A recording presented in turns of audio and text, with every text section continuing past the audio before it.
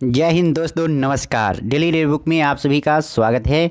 आज हम लोग इस वीडियो में पॉलिटी का 7वां चैप्टर पढ़ेंगे और 7वां चैप्टर के साथ साथ यह 13 चैप्टर 8वां, 9वां, 10वां, 11वां, 12वां और 13वां, तो सारे चैप्टर एक ही वीडियो में कवर करेंगे। तो छोटा छोटा सा टॉपिक है, इसलिए ज़्यादा वीडियो बनाना ठीक नहीं है, तो एक में ही आप पढ़ लीजिए। थोड़ा वीडियो लंबा हो सकता है, कोई बात नहीं। ये सारे प्रश्न एग्ज़ाम के पॉइंट ऑफ व्यू से बहुत ही इम्पोर्टेंट है और पिछले 20 वर्षों में यही सब प्रश्न आए हुए हैं। तो आगे आने वाले एग्ज़ाम जो है ग्रुप डी और एनटीपीसी, तो उसमें आपको बहुत ही फ़ायदा करेगा, तो ज़रूर देखिए। तो चलिए पहला प्रश्न देखते हैं क्या है। पहला प्रश्न है, भारत में सर्वप्रथम सामान्य चुनाव आयोजित हुए थे कब? तो हुए थे 1951-52 में सामान्यतः आम चुनाव हुआ थे पहली बार। भारत में पहली निर्वाचित लोकसभा कब अस्तित्व में आई थी? तो इसका आंसर होगा अप्रैल 1952 ईस्वी में पहली लोकसभा अस्तित्व में आई थी। भारत का मुख्य निर्वाचन आयुक्त अपना पद धारण करता है। तो भारत का मुख्य निर्वाचन आयुक्त अपना पद 6 वर्ष के लिए या 65 वर्ष की आयु, इनमें से कोई भी पहले हो तब तक धारण करती है, जो पहले आ जाए। अगला प्रश्न है, भारत के प्रथम चुनाव आयुक्त कौन थे? भारत के प्रथम चुनाव आयुक्त थे सुकुमार सेन। आंसर बी होगा।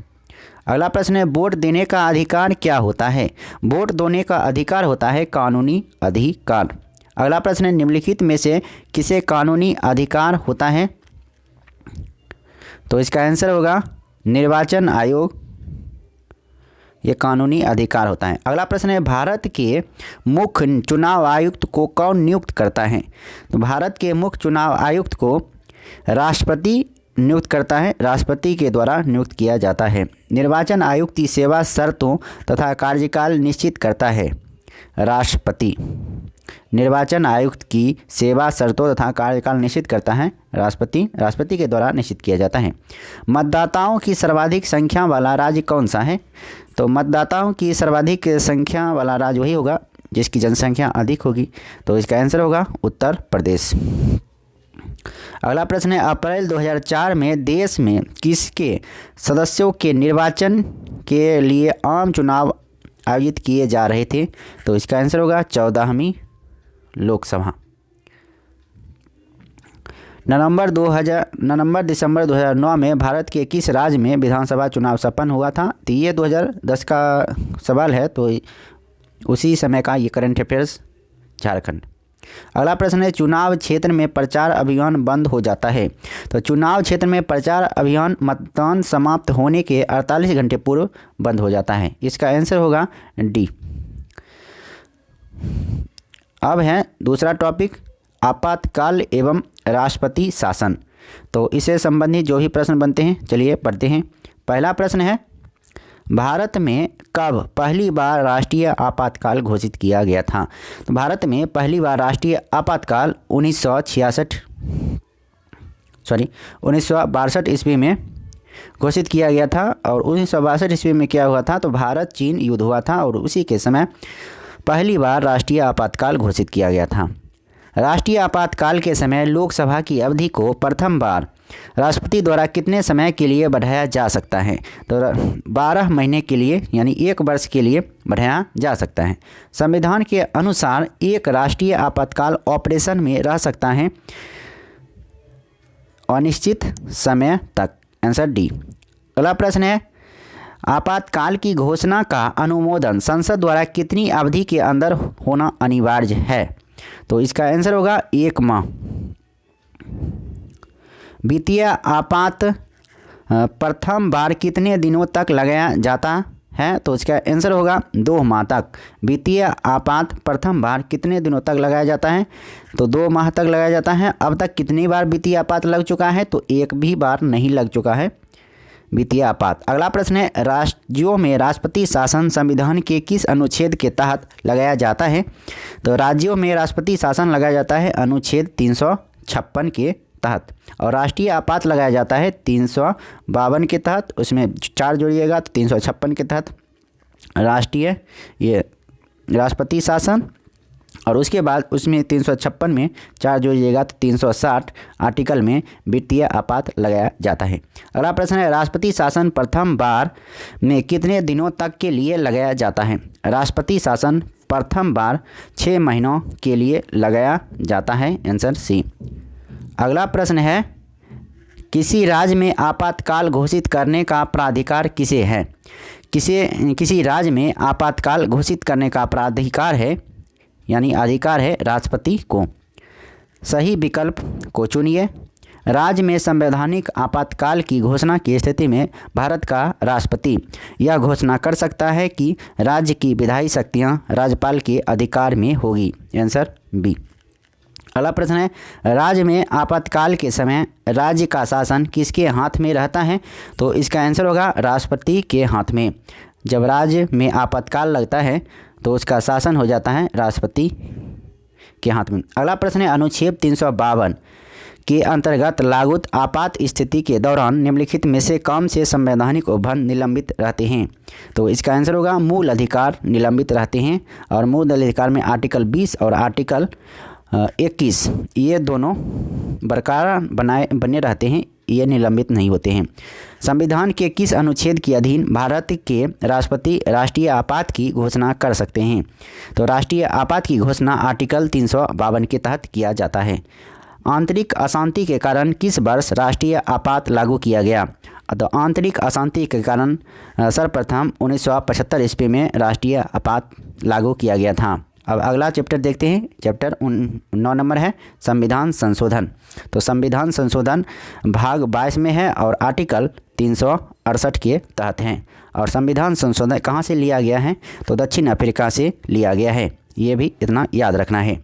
तो चलिए स्टार्ट करते हैं। पहला प्रश्न है, संविधान के किस अनुच्छेद में संसद को संविधान में संशोधन करने का अधिकार प्रदान करता है? तो इसका आंसर होगा अनुच्छेद 368। अगला प्रश्न है, 73वें संविधान संशोधन के बाद निम्नलिखित में से वह पहला राज्य कौन सा था जिसमें पंचायती राज संस्थानों के सीधे चुनाव कराए गए? तो इसका आंसर होगा मध्य प्रदेश। अगला प्रश्न है, निम्नलिखित में से कौन सा संविधान संशोधन कहता है कि ग्राम पंचायत में 1/3 सीटें महिलाओं के लिए आरक्षित होनी चाहिए? तो इसका आंसर होगा 73वां संविधान संशोधन। अगला प्रश्न है, किस संवैधानिक संशोधन अधिनियम द्वारा भारत में मतदान की आयु 21 साल से घटाकर 18 साल कर दी गई थी? तो यह बहुत ही इंपॉर्टेंट प्रश्न है।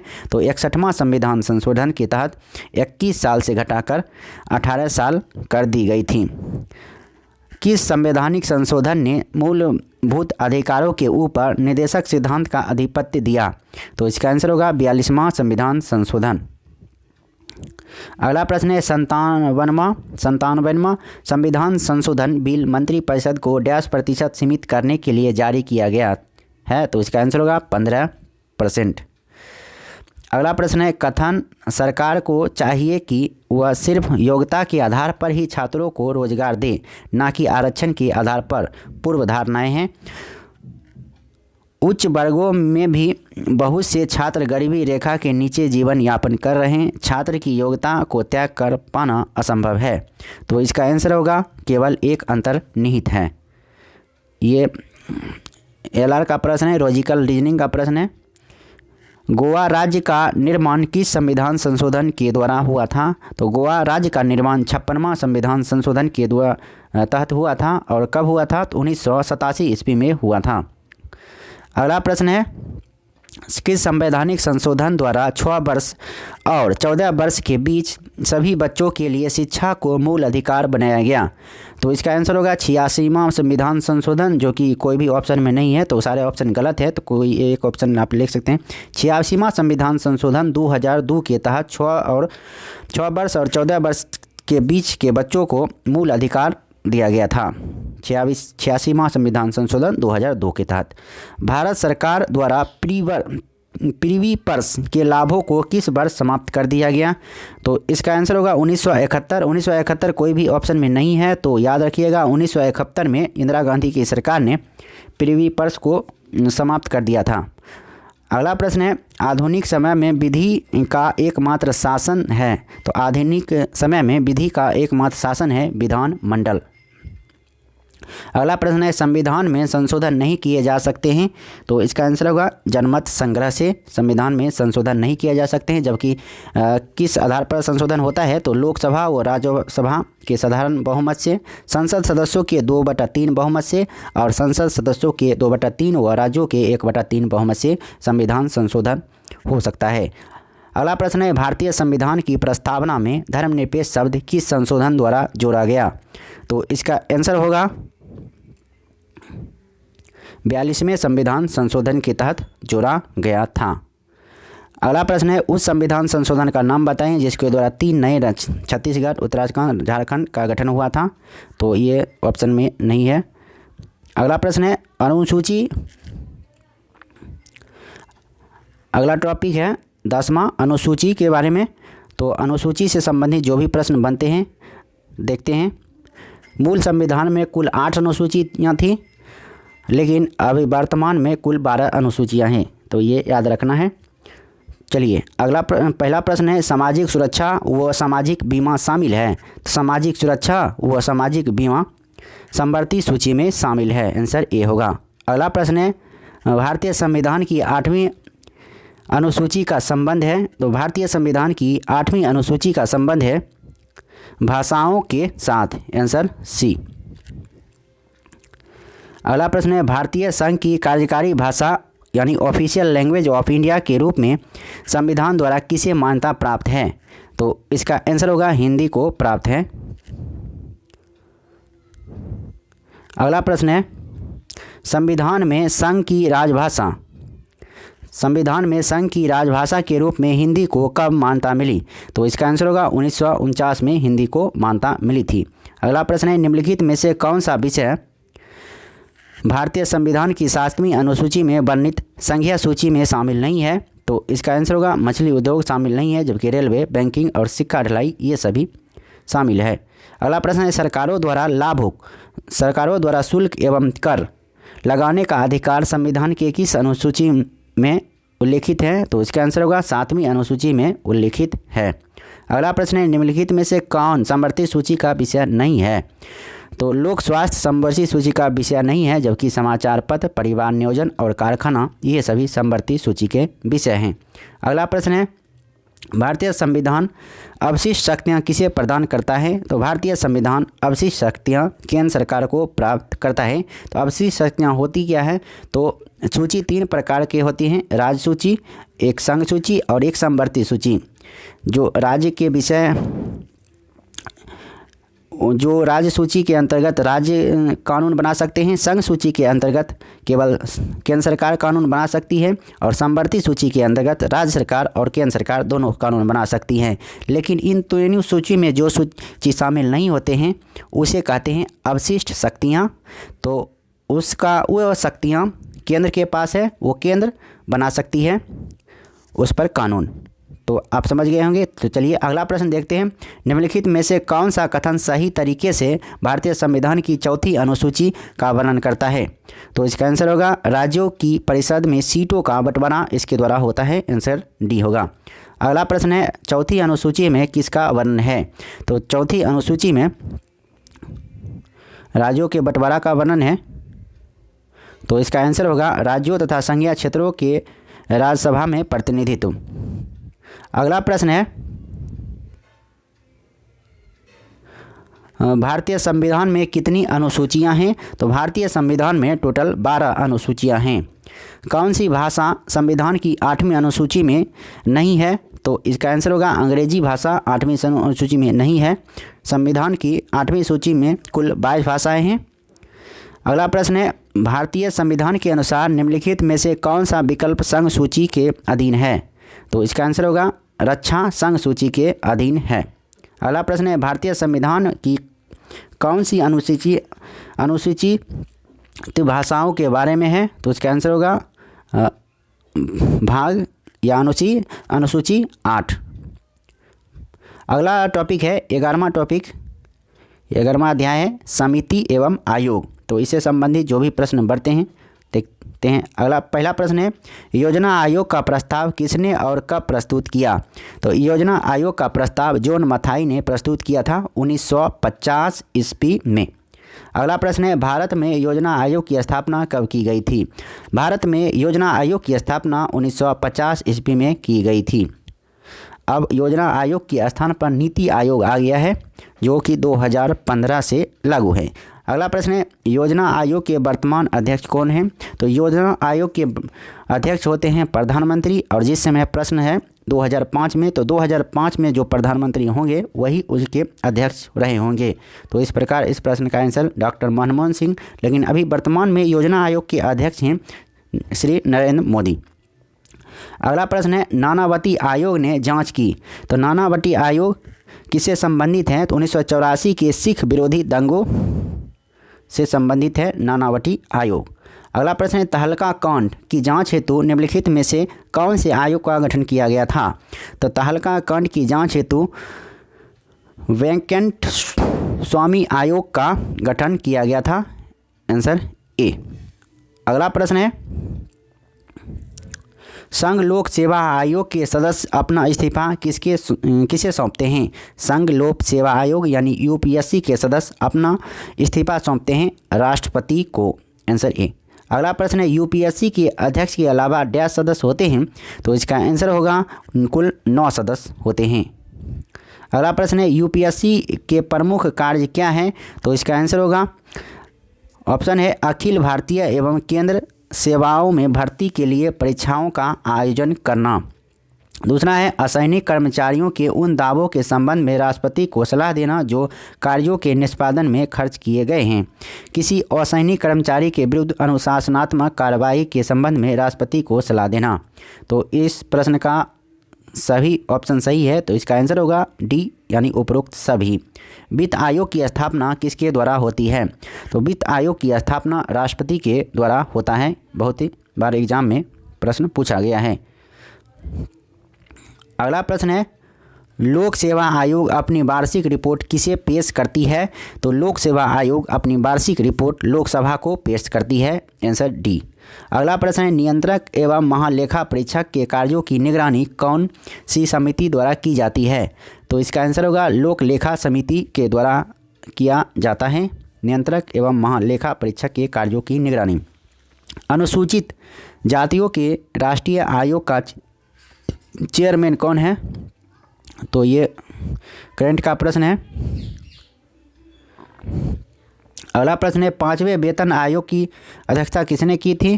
तो न्यायाधीश पांडे ने। अगला प्रश्न है, मोटर वाहनों के ईंधन के मामले में नीति के लिए किस समिति ने अपनी सिफारिश सरकार को प्रस्तुत की थी? तो इसका आंसर होगा माशेलकर समिति। 1948 में सरकार द्वारा भाषाई आधार पर राज्यों के पुनर्गठन के मामले में परीक्षण हेतु नियुक्त प्रथम आयोग के प्रमुख कौन थे? तो इसका आंसर होगा एस.के. धर थे। अगला प्रश्न है, पंचायती राज की त्रिस्तरीय समिति का गठन किसके द्वारा किया गया था? तो पंचायती राज की त्रिस्तरीय समिति का गठन बलवंत राय समिति के द्वारा किया गया था। बहुत ही इंपॉर्टेंट प्रश्न है। पंचायती राज से संबंधित संविधान के 73वें संशोधन विधेयक पर अपनी सम्मति किस समिति ने प्रकट की? तो इसका आंसर होगा संयुक्त संसदीय समिति। अगला प्रश्न है, संयुक्त राष्ट्र संघ। संयुक्त राष्ट्र संघ ये 12वां टॉपिक है, तो इससे संबंधित जो भी प्रश्न बनते हैं देखते हैं। संयुक्त राष्ट्र संघ की 6 राजभाषाएं रूसी, चीनी, अंग्रेजी, फ्रेंच, स्पेनिश और वो कौन एक और कोई है अरबी। Answer B. अगला प्रश्न है, वर्ष 2003 के संयुक्त राष्ट्र संघ द्वारा घोषित किया गया था। तो इसका आंसर होगा अंतर्राष्ट्रीय शुद्ध जल वर्ष। संयुक्त राष्ट्र की स्थापना किस दिन हुई थी? बहुत ही इंपॉर्टेंट प्रश्न है। तो संयुक्त राष्ट्र की स्थापना 24 अक्टूबर 1945 ईस्वी को किया गया था।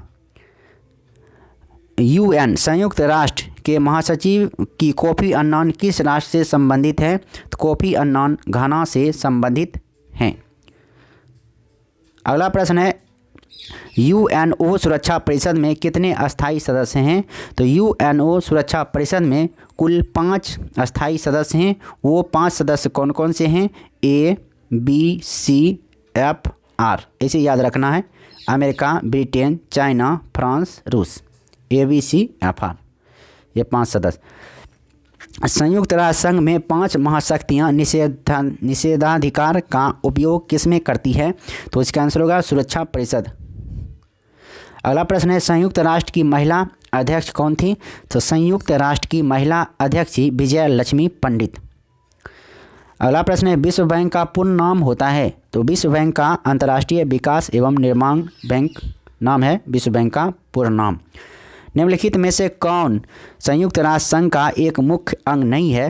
तो इसका आंसर होगा विश्व स्वास्थ्य संगठन, ये नहीं है, जबकि general assembly, trusteeship council, security council.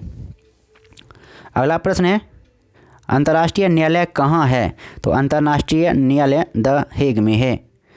निम्नलिखित में से कौन सी संयुक्त राष्ट्र की विशिष्ट एजेंसी नहीं है? तो ये सारे ऑप्शन गलत हैं। अगला प्रश्न है, अब है अगला टॉपिक नंबर 13, यानी अंतिम टॉपिक है, यानी विविध।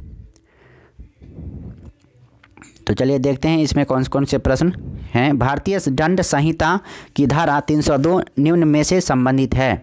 तो भारतीय दंड संहिता की धारा 302 संबंधित है हत्या से, आंसर ए। अगला प्रश्न है, आईपीसी की धारा उपेक्षा से मृत्यु के मामले में लागू होती है? इसका आंसर होगा 304 का ए।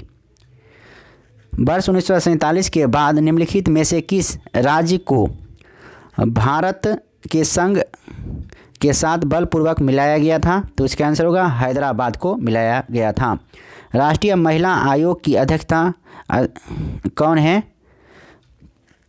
तो उस समय 2002 का प्रश्न है, तो ये अभी है रेखा शर्मा, महिला आयोग अध्यक्ष। अगला प्रश्न है, हमारे मुख्य सतर्कता आयुक्त कौन है? तो ये भी 2004 का प्रश्न है, सतर्कता आयुक्त, तो करंट में पढ़ लीजिएगा। किस राजनीतिक दल की स्थापना स्वतंत्रता से पूर्व हुई थी? तो भारत का साम्यवादी दल की स्थापना स्वतंत्रता से पूर्व हुई थी। भारतीय जनसंघ की स्थापना किसने की थी? तो भारतीय जनसंघ की स्थापना श्यामा प्रसाद मुखर्जी के द्वारा किया गया था। समाजवादी पार्टी का संस्थापक कौन था? समाजवादी पार्टी का संस्थापक था जयप्रकाश नारायण। निम्नलिखित में से कौन सी पंचशील की शर्तों में नहीं थी? तो पंचशील की शर्तों में एक दूसरे पर आक्रमण करना नहीं थी। अगला प्रश्न है, ब्रिटिश सरकार की सरकारी रिपोर्ट का प्रकाशन किस नाम से किया जाता है? तो ब्रिटिश सरकार की सरकारी रिपोर्ट का प्रकाशन ब्लू बुक के नाम से किया जाता है। अगला प्रश्न है, भारत के नियंत्रक व महालेखा परीक्षक का कार्यकाल कितना होता है? तो भारत के नियंत्रक एवं महालेखा परीक्षक का कार्यकाल होता है 6 वर्ष या 65 बार, जो पहले हो। वर्ग रहित समाज की संकल्पना किसने की थी? तो वर्ग रहित समाज की संकल्पना की थी कार्ल मार्क्स ने।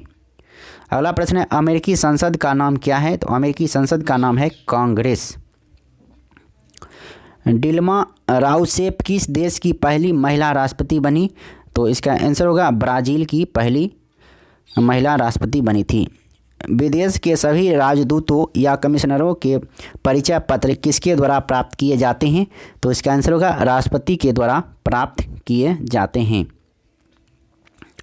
भारत 28 वर्षों के अंतराल के बाद किस अंतर्राष्ट्रीय राष्ट्र समूह का पुनः अध्यक्ष सितंबर 2011 में 1 वर्ष के लिए बना? तो इसका आंसर होगा G20। किस देश के मुख्य रूप से कम्युनिस्ट या माओवादी दलों द्वारा शासित किया गया था? तो इसका आंसर होगा चीन। यह RRB ग्रुप डी 12 नवंबर 2018 को फर्स्ट शिफ्ट में पूछा गया है, बहुत ही इंपॉर्टेंट प्रश्न है। तो इस वीडियो में इतना ही, और इसी के साथ यह सब्जेक्ट समाप्त होता है, यानी पॉलिटी का सारा जो भी प्रश्न था हमने पूरा कर दिया है। तो आप अगर शुरुआत से नहीं देखे हैं तो एक बार ज़रूर देख लीजिए। एग्ज़ाम होने से पहले आप 1-2 बार रिपीट कर लीजिएगा, तो आपके लिए बहुत ही इम्पोर्टेंट होगा, महत्वपूर्ण होगा, और अच्छी तरह से आप एग्ज़ाम में बेहतर परफॉर्मेंस कर पाइएगा। तो फिर मिलते हैं नेक्स्ट सब्जेक्ट के साथ। अब हिस्ट्री को समाप्त करेंगे, हिस्ट्री को पूरा करेंगे। तो फिर मिलते हैं नेक्स्ट सब्जेक्ट में, तब तक के लिए नमस्कार, जय हिंद, वंदे मातरम।